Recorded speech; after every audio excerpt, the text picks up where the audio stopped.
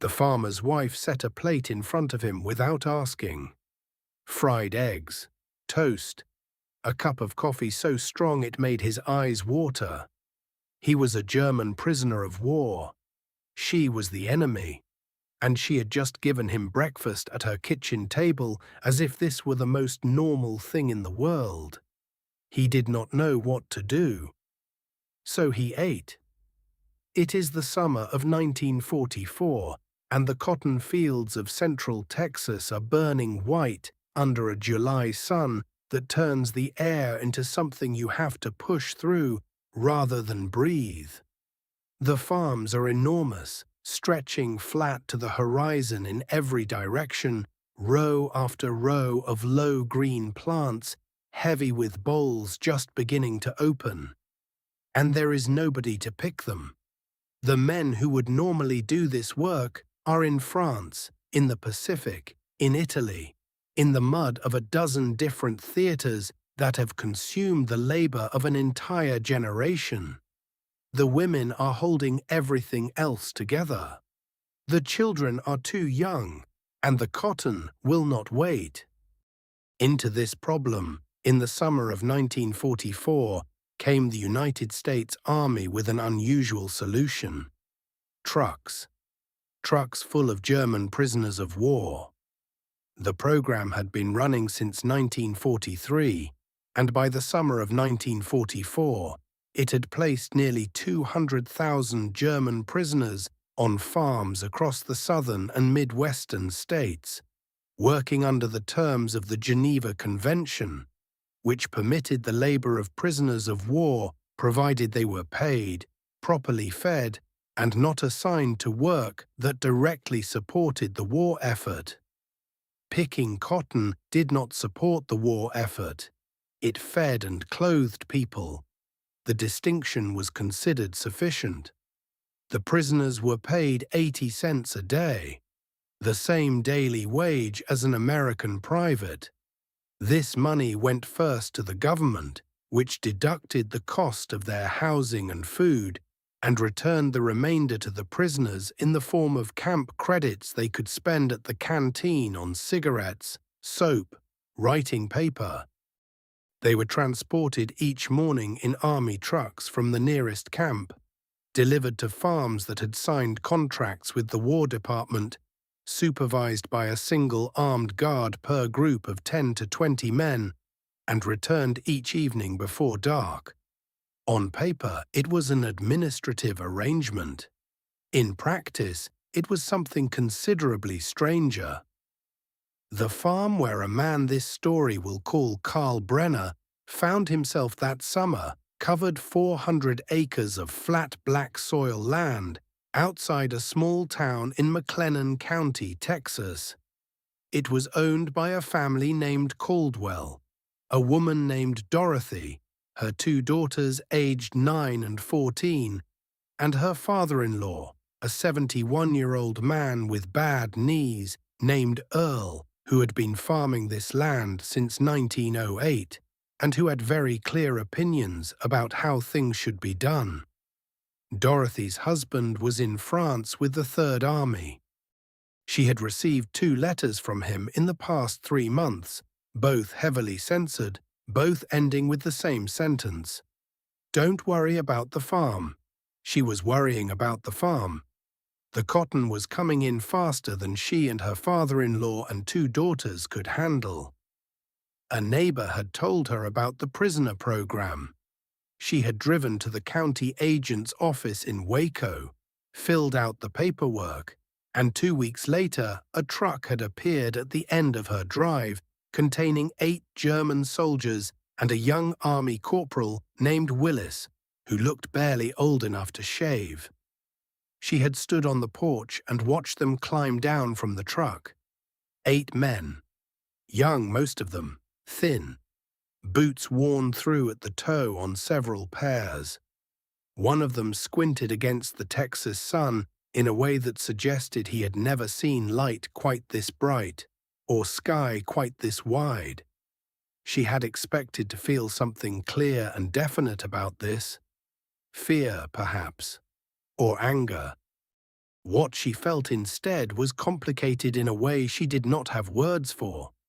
These were the men whose country had taken her husband from her. And they were also, quite plainly, just men, standing in her driveway looking at her cotton fields with expressions that ranged from exhausted to cautiously curious. She told them where the tools were kept.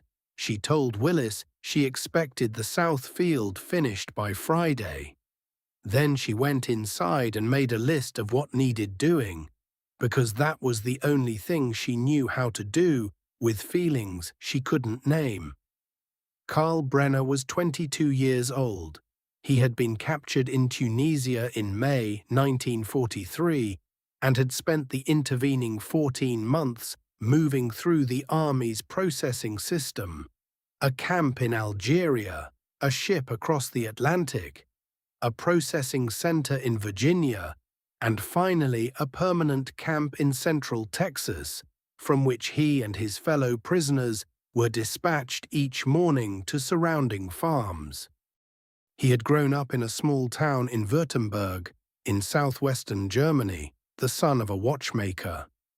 He had never seen a cotton field before arriving in Texas.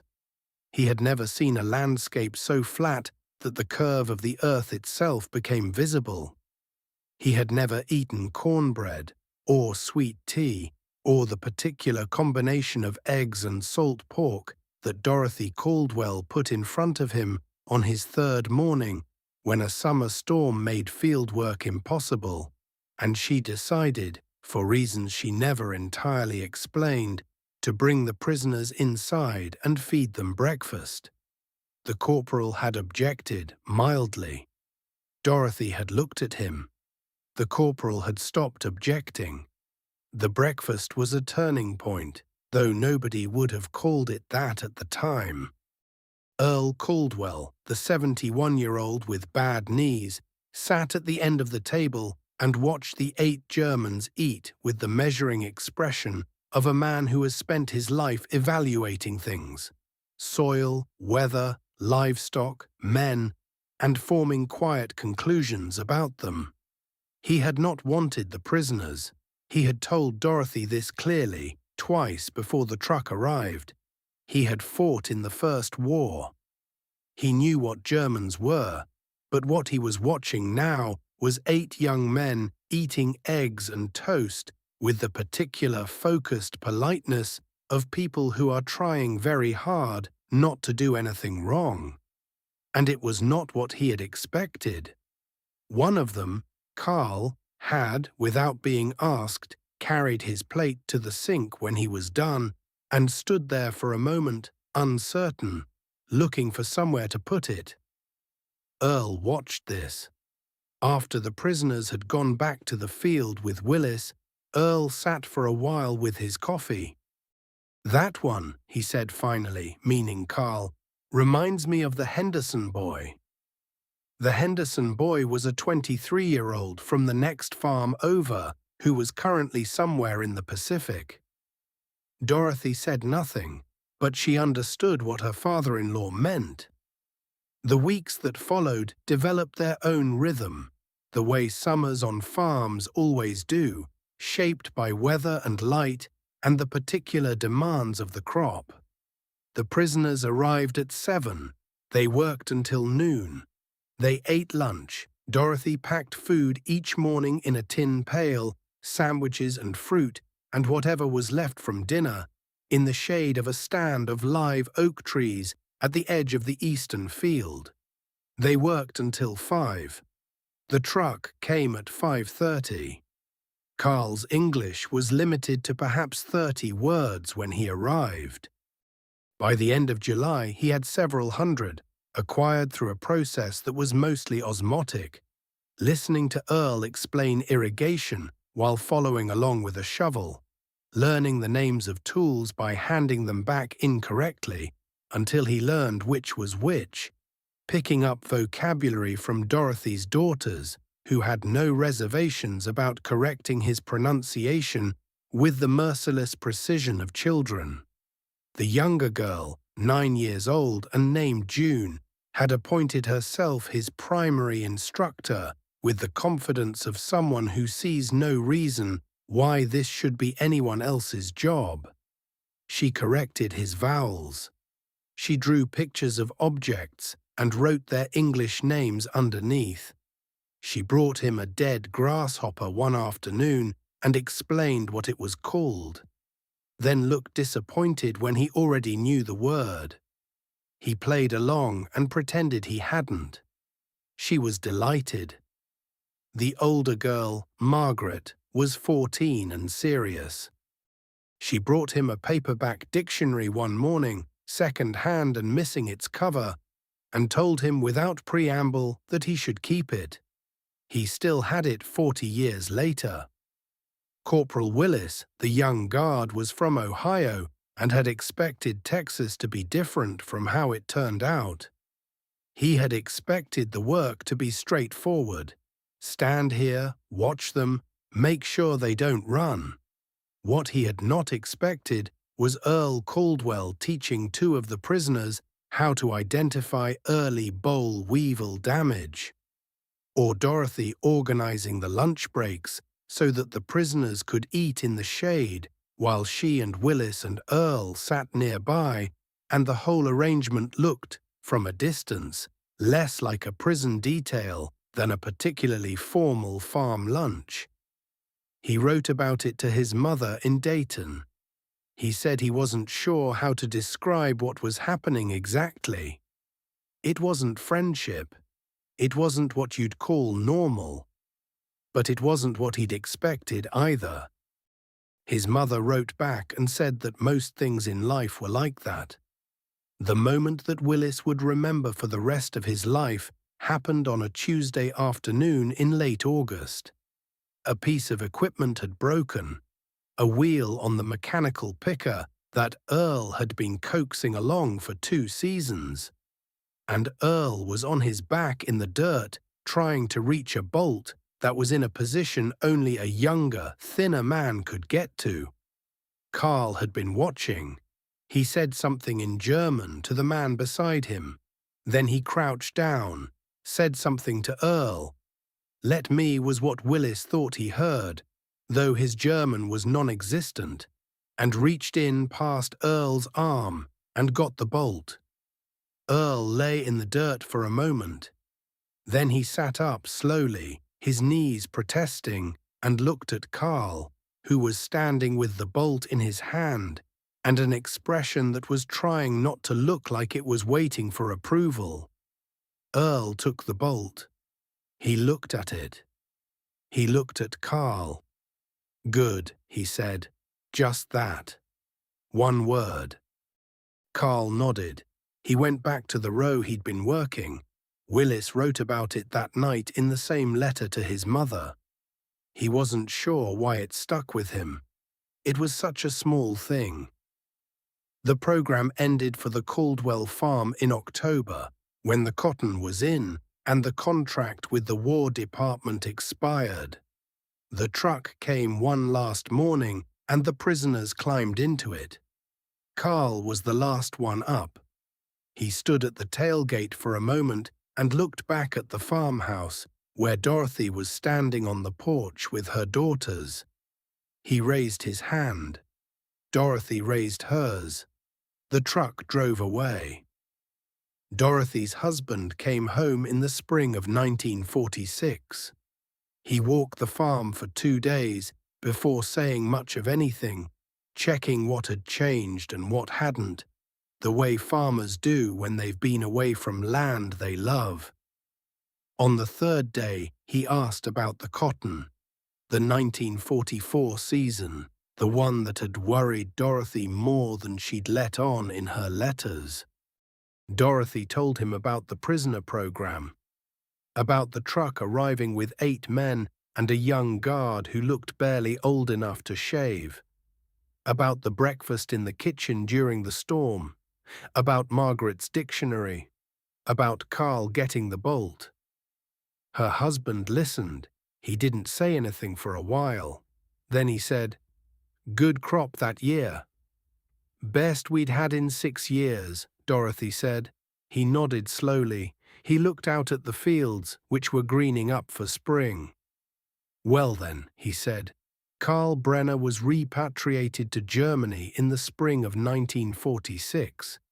He returned to Württemberg, to a town that was damaged but standing, to parents who had believed he was dead and who stood in their doorway for a long moment before his mother sat down heavily on the step and put her hands over her face.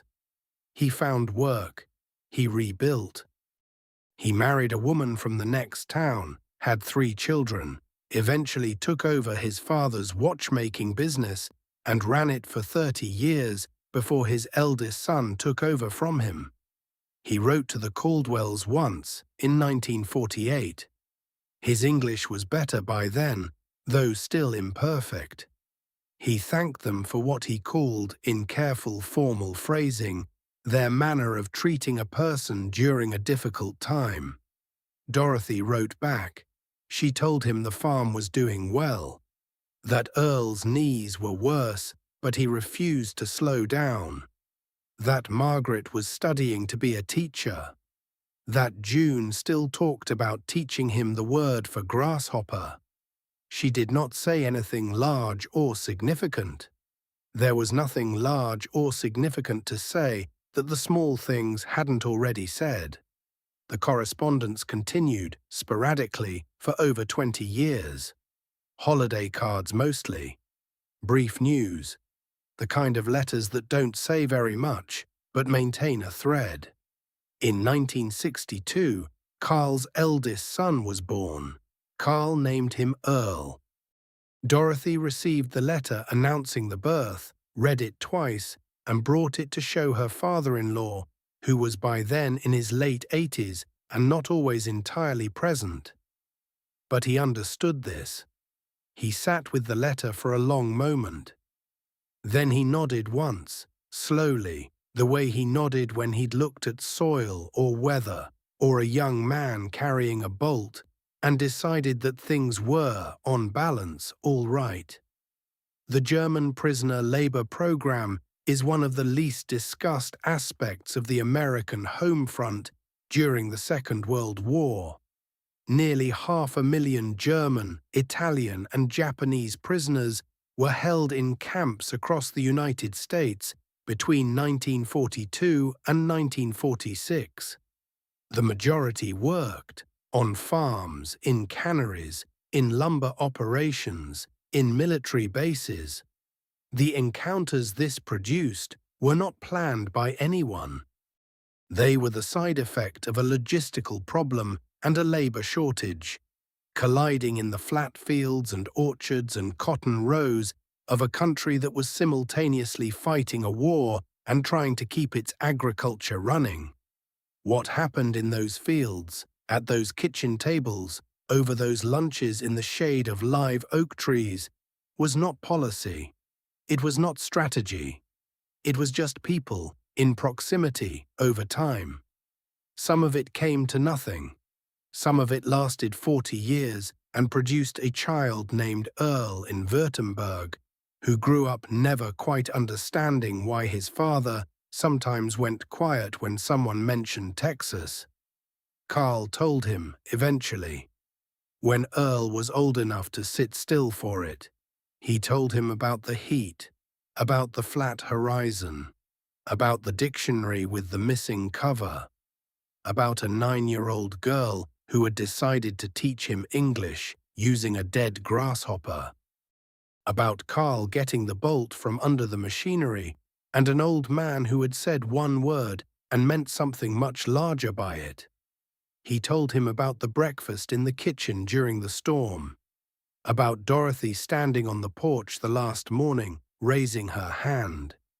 He told him that there had been a moment, somewhere in that summer, when he had stopped thinking of himself as a prisoner in an enemy country and had simply been a young man working in a field, and that the two things, prisoner, young man working in a field, had existed at the same time, which had seemed impossible, but was apparently not. Earl listened. He became a watchmaker too in the end. He said it was because the work required patience and attention and the ability to make something function correctly from parts that did not, on their own, amount to much. His father, hearing this, said nothing, but he smiled